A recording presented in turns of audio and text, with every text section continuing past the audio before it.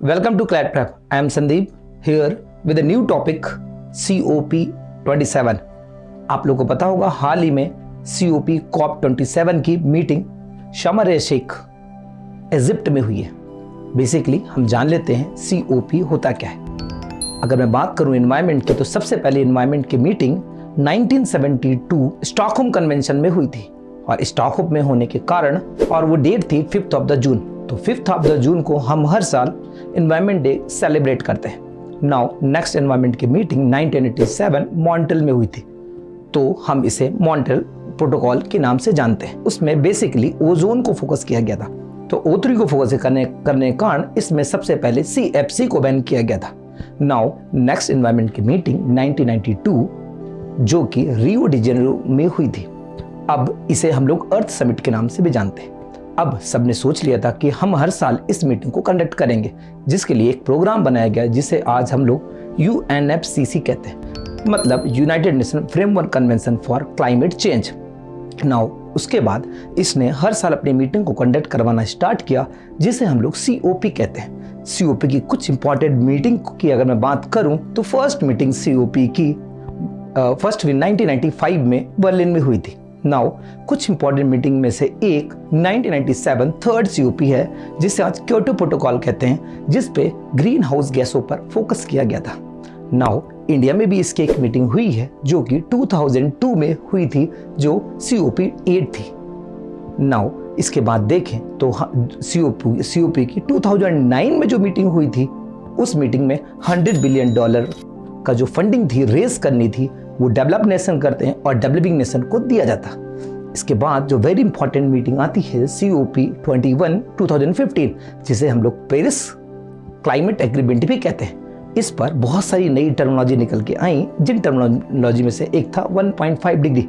हम समझ लेते हैं 1.5 डिग्री क्या है। कहने का है कि जब 2100 ईयर्स में आ जाए तो उस समय तक हमारे जो एनवायरनमेंट का टेम्परेचर रेज हो रहा है जो ग्रीन हाउस इफेक्ट के कारण, उसको हम लोग 1.5 डिग्री पे मेंटेन कर देंगे। अगर इसी रफ्तार से हम लोग चलते रहें तो ये टेम्परेचर 2.7 डिग्री तक पहुंच सकता है, जिसके लिए हम लोग का एम है कि जो अभी GHG है, ग्रीन हाउस इफेक्ट के कारण जो टेम्परेचर है वो 18 डिग्री है, कोशिश की जाए कि हम लोग 20 डिग्री तक रेज कर सकें। 20 डिग्री कहा गया है, बट अगर 1.5 डिग्री ऐड कर दूं तो वो पहुंच जाता है कितना 19.5 डिग्री, तो लगभग 19.5 डिग्री तक वो रेज हो जाए, ऐसा एम बनाया गया। बहुत सारी कंट्रीज ने एक्सेप्ट किया। उनमें से बहुत सारी कंट्री ने इसको एक्सेप्ट करके कहा कि हम लोग 2030 तक 45% GHG के एमिशन को कम कर देंगे, और वर्ल्ड ने कहा कि हम लोग 2050 तक हम लोग इसे GHG जो ग्रीन हाउस इफेक्ट है एमिशन है उसको जीरो कर देंगे। बट इंडिया ने जो है अपना जो लास्ट समिट हुई थी COP की ग्लासगो में, उसमें कहा कि हम 2070 तक हम लोग GHG एमिशन जीरो कर देंगे। जो लास्ट समिट हुई थी वो ग्लासगो में हुई थी। जो नेक्स्ट समिट हुई इसके बाद जो प्रेजेंट में हुई वो हुई शर्म ए शेख इजिप्ट में। आइए जान लेते हैं कि इस बार मीटिंग में ऐसा क्या हुआ। फर्स्ट, इसमें फंड डेवलप किया जाएगा और फंड को डेवलप करने के लिए जो डेवलपिंग नेशन है उनको फंड दिया जाएगा, और जो डेवलप नेशन है वो फंड को रेज करेंगे। हालांकि 2009 में भी ऐसा कुछ हुआ था, बट उसके परिणाम आज को हम लोग पता है कि कोई भी इसका आउटपुट नहीं मिला। और जो अगली मीटिंग है COP 27, उसमें डेवलपिंग नेशन को फंडिंग दी जाएगी और डेवलप नेशन फंड रेज करेंगे। कहा जा रहा है कि ये जो फंडिंग जनरेट की जा रही है वो किस लिए की जा रही है, क्योंकि टेम्परेचर बढ़ने के कारण बहुत सारे कोस्टल एरिया सबमर्ज कर गए हैं, और डेवलपिंग नेशन, या कह सकता हूँ कि जिनकी इकोनॉमी अभी भी अंडर डेवलप है, वो सबमर्ज करते हैं, जिसके कारण उनको बहुत सारे फंडिंग की नीड है। और COP जो 27 है उसकी जो इस बार थीम बनाई गई वो इसी को देखते हुए बनाई गई। क्यों?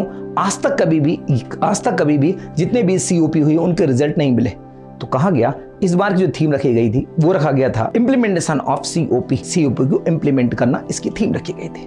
अब इसमें छोटी सी बात और हुई क्या कि एक नया मैंग्रोव के लिए ग्रुप बनाया गया है, मैंग्रोव फॉरेस्ट को कंजर्व करने के लिए ग्रुप बनाया गया, जो कि कुछ नया था। मैंग्रोव फॉरेस्ट के ग्रुप के लिए उसमें 5 कंट्री ने पार्टिसिपेट किया है, जिसमें से इंडिया उसका मेंबर है, और इंडिया के साथ Australia, Japan, Spain and Sri Lanka इसके मेंबर्स हैं। तो कुछ इस तरह से COP का एंड हुआ, और देखते हैं हम लोग नेक्स्ट COP में क्या क्या चीजें होती हैं।